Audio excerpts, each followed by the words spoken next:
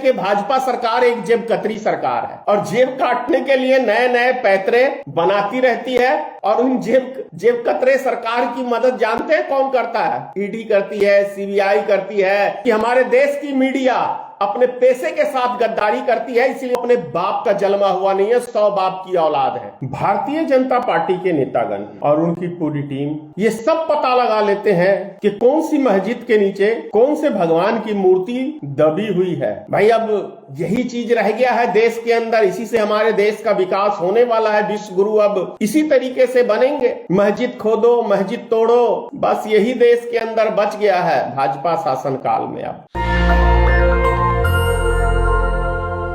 Bharatiya Janata party के नेतागण और उनकी पूरी टीम और कहें तो हिंदुस्तान के तमाम तरह के ज्योतिषी वैज्ञानिक ये सब पता लगा लेते हैं कि कौन सी मस्जिद के नीचे कौन से भगवान की मूर्ति दबी हुई है। आश्चर्य लगता है, क्योंकि इनसे फायदा हिंदुओं के दिलों पे थोड़ा जगह बनाने का, क्योंकि अब तो कुछ रह नहीं गया है। तो अब यही चीज बच गया है कि हर मस्जिद को खोद के देखो कि भाई उसके नीचे क्या दबा हुआ है। लेकिन सबसे बड़ा सवाल यह उठता है कि पुलवामा हमला 2019 में हुआ था, पूरे देश की जनता की नजर उस पे थी और कैसी जांच हुई भारतीय जनता पार्टी की सरकार ने कराया, आज तक किसी को पता ही नहीं चला।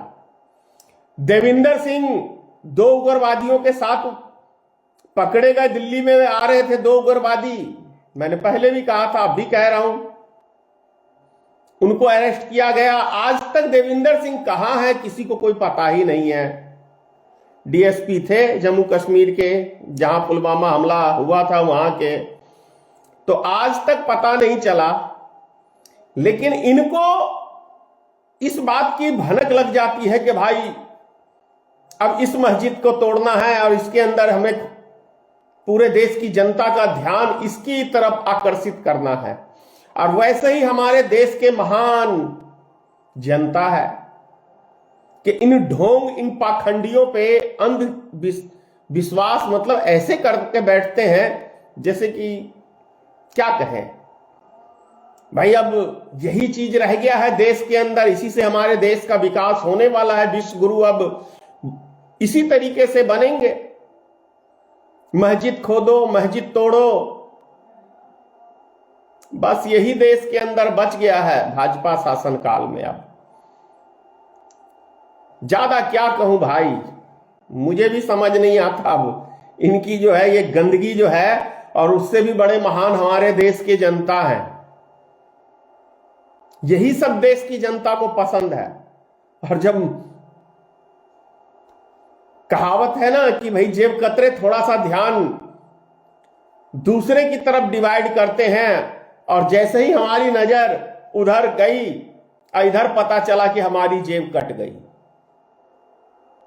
ऐसा देखने को मिलता है। अब जिनकी भी जेब कटी होगी उन सबको पता होगा।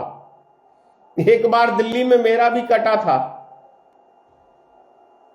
4 जेब कतरे लड़ रहे थे, 2 पीछे थे, ध्यान उधर गया, जेब से माल निकल गया। तो यही है भाजपा सरकार।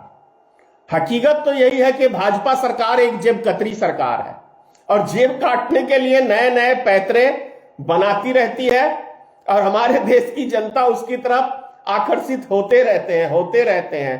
और उन जेब कतरे सरकार की मदद जानते हैं कौन करता है? ईडी करती है, सीबीआई करती है। और हमारे देश में जितने अपने बाप के जन्मे हुए गोदी मीडिया नहीं है, यह करती है। क्योंकि जो अपने पैसे से गद्दारी करता है ना, वो अपने बाप का जन्मा हुआ नहीं रहता, मैं दावे से कह सकता हूं। क्योंकि हमारे देश की मीडिया अपने पैसे के साथ गद्दारी करती है, इसलिए मैं कह रहा हूं देश की एक भी मीडिया जो भी अपने पैसे से गद्दारी करती है वो अपने बाप का जन्मा हुआ नहीं है, 100 बाप की औलाद है। चाहे आज तक हो, चाहे क्या कहते हैं, मतलब जितने भी हैं, जी न्यूज हो, रिपब्लिक भारत हो, ये सब की औलाद है। गाली देके कह रहा हूं, ये अपने बाप की पैदाश नहीं है, क्योंकि ये अपने पैसे के साथ गद्दारी कर रहे हैं, इसलिए कह रहा हूं। अब बहुत सारे अंधभक्तों को लगेगा क्या बोलते हो, सही बोलता हूं। और अंधभक्त का तो कहना ही क्या है, असली देश के दुश्मन है ये अंधभक्त, क्योंकि चंद रुपयों के लिए के लिए तैयार रहते हैं, अपने देश के अपनी जमीन बेचने के लिए तैयार रहते हैं। और जिस देश के अंदर ऐसे रहेंगे कि चंद रुपयों के लिए अपना ईमान, धर्म, सब चीज बेचने वाले व्यक्ति, पता नहीं कितनों की औलाद होंगे ये। जय हिंद। नेशनल दस्तक की आपसे गुजारिश है कि अगर इसको बचाना चाहते हैं तो नेशनल दस्तक को सब्सक्राइब करने के लिए रेड कलर के सब्सक्राइब बटन को दबाएं, फिर बेल आइकन की घंटी दबाएं। नेशनल दस्तक को बचाने के लिए बहुत जरूरी है कि हर खबर को शेयर करें, लाइक करें, कमेंट जरूर करें।